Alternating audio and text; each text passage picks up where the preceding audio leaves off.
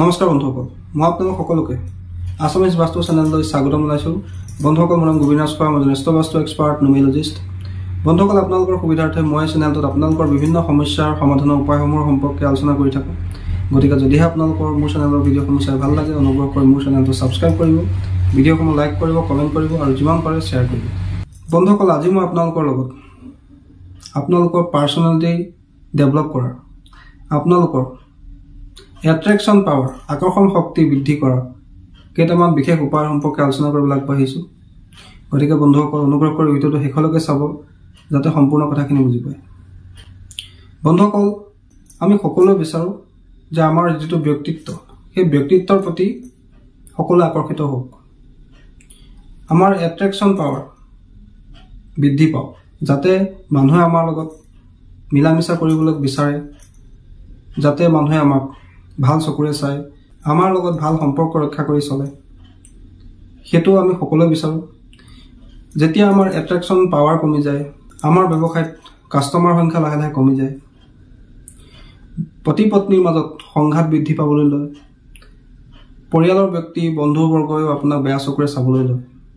গতিকে আমাৰ ব্যক্তিত্ব সদায় আকৰ্ষণীয় কৰি তোলা, এট্ৰেক্টিভ কৰি তোলা এটা বিশেষ প্ৰয়োজন আমাৰ সকলোৰে আছে। যদি আমাৰ ব্যক্তিত্ব এট্ৰেক্টিভ নহয়, সেই ক্ষেত্ৰত আমাৰ লাভ লাইফত, ফেমিলি লাইফত, মেৰিজ লাইফত বা প্ৰফেশ্যনেল লাইফত সমস্যা হ'ব পাৰে। গতিকে আমি আমাৰ নিজৰ আকৰ্ষণ শক্তি, এট্ৰেকশ্যন পাৱাৰ, আমাৰ শৰীৰৰ পজিটিভিটি বৃদ্ধি কৰা এটা বিশেষ প্ৰয়োজন আছে। আৰু কি উপায়েৰে আমি নিজৰ এট্ৰেকশ্যন পাৱাৰ, আকৰ্ষণ শক্তি বৃদ্ধি কৰিব পাৰোঁ, আমাৰ ব্যক্তিত্বক সুন্দৰ কৰি তুলিব পাৰোঁ, সেই বিষয়ে আজি মই আপোনালোকক ক'বলৈ আগবাঢ়িছোঁ। বন্ধুসকল, আপোনালোকৰ নিশ্চয় সকলোৰে ফেভাৰিট ছিংগাৰ আছে, ফেভাৰিট হিৰো আছে। বন্ধুসকল, তেওঁলোক আপোনালোকৰ ফেভাৰিট কিয় হয়?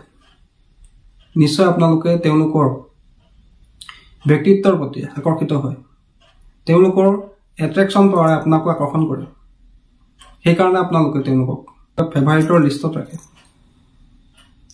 সেই গতিকে নিজৰ এট্ৰেকশ্যন পাৱাৰটো, আকৰ্ষণ শক্তিটো মেইনটেইন কৰি ৰখাটো কিন্তু অত্যন্ত জৰুৰী, যাতে আপোনাৰ প্ৰতিও মানুহৰ ভাল চকু পৰে, আপোনাৰ প্ৰতিও মানুহৰ আকৰ্ষিত হয়, আপোনাৰ লগত সকলোৱে মিলা মিছা কৰি চলে, আপোনাক যাতে কোনো বেয়াকৈ নকয় বা আপোনাৰ শত্ৰু যাতে বৃদ্ধি নাপায়, তাৰ কাৰণে কিন্তু সকলোৰে এট্ৰেকশ্যন পাৱাৰ বা আকৰ্ষণ শক্তি মেইনটেইন কৰি ৰাখিব লাগে। আৰু সেই সম্পৰ্কে আজি মই ক'বলৈ আগবাঢ়িছোঁ। বন্ধুসকল, যদি আমি নিজৰ আকৰ্ষণ শক্তি বা এট্ৰেকশ্যন পাৱাৰ বৃদ্ধি কৰিব খোজোঁ, তেন্তে আমি সদায় যেতিয়া আমি গা ধুওঁ, যেতিয়া আমি স্নান কৰোঁ ৰাতিপুৱাৰ সময়ত, তেতিয়া আমি সদায় এটা বীজ মন্ত্ৰ জপ কৰিব লাগে। স্নান কৰি থাকোঁতে আমি এটা বীজ মন্ত্ৰ মনে মনে জপ কৰি থাকিব লাগে। কি বীজ মন্ত্ৰ জপ কৰিব লাগে বন্ধুসকল? সেই বীজ মন্ত্ৰটো হৈছে ক্লিং। মই আপোনালোকৰ স্ক্ৰীণত লিখি দিছোঁ, সেই বীজ মন্ত্ৰটো হৈছে ক্লিং। বন্ধুসকল, ক্লিং হৈছে কামদেৱৰ বীজ মন্ত্ৰ, যি আপোনাৰ আকৰ্ষণ শক্তি, এট্ৰেকশ্যন পাৱাৰ বৃদ্ধি কৰাত সহায় কৰে।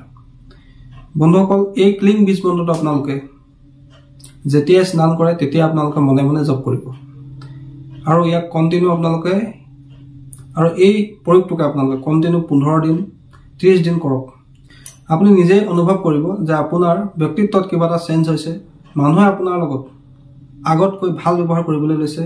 আপোনাৰ যদি প্ৰেমিক বা প্ৰেয়সীয়ে আপোনাক ভাল ব্যৱহাৰ নকৰে, বা আপোনাৰ স্বামী বা আপোনাৰ স্ত্ৰীয়ে যদি আপোনাক ভাল ব্যৱহাৰ নকৰে, লাহে লাহে চাব তেওঁ আপোনাক ভাল ব্যৱহাৰ কৰিবলৈ ল'ব। আপোনাৰ প্ৰতি তেওঁৰ মনত এটা আকৰ্ষণ শক্তি, আপোনাৰ প্ৰতি তেওঁৰ মনত এটা আকৰ্ষণৰ ভাৱ জাগৃত হ'ব। বন্ধুসকল, দ্বিতীয়তে আমি আৰু এটা উপায় কৰিব লাগে। দ্বিতীয় উপায়টো হ'ল যে আমি নিজৰ নাভিত প্ৰত্যেক দিনে চন্দনৰ আঁতৰ বা চন্দনৰ পাৰফিউম আমি সদায় নিজৰ নাভিত লগাব লাগে, আৰু অনামিকা আঙুলিটো আমি নিজৰ নাভিত ৰাখি এই মন্ত্ৰটো ক'ব লাগে। সেই মন্ত্ৰটো হৈছে বন্ধুসকল ওম ক্লিং কৃষ্ণাই নমঃ। গা ধোৱাৰ পিছত আমি সদায় এই প্ৰয়োগটো কৰিব লাগে, অৰ্থাৎ আমি নাভিত অকণমান চন্দনৰ পাৰফিউম লগাব লাগে, আৰু নিজৰ অনামিকা আঙুলিটো, সোঁহাতৰ অনামিকা আঙুলিটো নাভিত ৰাখি এই মন্ত্ৰটো 3 বাৰ জপ কৰিব লাগে, ওম ক্লিং কৃষ্ণাই নমঃ। বন্ধুসকল, এই প্ৰয়োগটো এটা চমৎকাৰী প্ৰয়োগ, আপোনালোকে কৰি চাওক। খুব কম দিনৰ ভিতৰতে আপোনালোকৰ নিজৰ ব্যক্তিত্বত কিবা এটা সলনি হোৱা যেন আপোনাৰ নিজৰে অনুভৱ হ'ব। তাৰোপৰি আপোনালোকে নিজৰ ব্যক্তিত্বক আকৰ্ষণীয় কৰিবৰ কাৰণে প্ৰত্যেক বৃহস্পতিবাৰৰ দিনা কেঁচা হালধিৰ তিলক নিজৰ কাণৰ পিছফালে লগাবলৈ লওক বেলেগ স্থানত নলগাব আপোনালোকে কেৱল কেঁচা হালধিৰ তিলক আপোনালোকে নিজৰ কাণৰ নিজৰ বেক সাইডে এটা কেঁচা হালধিৰ তিলক লবলৈ লওক চাব খুব কম দিনৰ ভিতৰত আপোনালোকৰ আকৰ্ষণ শক্তি বৃদ্ধি পাব আপোনালোকৰ এট্ৰেকচন পাৱাৰ দুগুণে বৃদ্ধি পাব কিন্তু বন্ধুসকল এই প্ৰয়োগটো কেৱল আপোনালোকে বৃহস্পতিবাৰৰ দিনা কৰিব তাৰ উপৰি আপোনালোকে নিজৰ এট্ৰেকচন পাৱাৰ বৃদ্ধি কৰিবৰ কাৰণে নিজৰ হাতৰ শুক্ৰৰ ক্ষেত্ৰত অৰ্থাৎ আপোনাৰ বাওঁ হাতৰ এই বুঢ়া আঙুলিৰ যেটো অংশ আছে ইয়াক কোৱা হয় শুক্ৰৰ পৰ্বত এই স্থানটোতে আপোনালোকে গ্ৰীণ বা ব্লু দুই ধৰণৰ কলমেৰে আপোনালোকে লিখিব 24 আৰু এইটো প্ৰয়োগ আপোনালোকে কন্টিনিউ কৰিবলৈ লওক যে আপোনালোকে ভালকৈ গা পা ধোৱাৰ পিছত কোনো এটা ব্লু পেন বা গ্ৰীণ পেন মাৰ্কাৰ পেন হলো হ'ব তাৰ সহায়ত আপোনালোকে নিজৰ বাওঁ হাতৰ এই শুক্ৰৰ ক্ষেত্ৰত অৰ্থাৎ বুঢ়া আঙুলিৰ তলৰ অংশটোত আপোনালোকে 24 এই সংখ্যাটো লিখিবলৈ লওক আৰু কন্টিনিউ লিখিবলৈ লওক চাব আপোনালোকৰ এট্ৰেকচন পাৱাৰ দিনক বৃদ্ধি পাব আপোনালোকৰ শুক্ৰ মজবুত হ'ব আপোনালোকৰ ব্যক্তিত্বৰ প্ৰতি সকলো আকৰ্ষিত হ'ব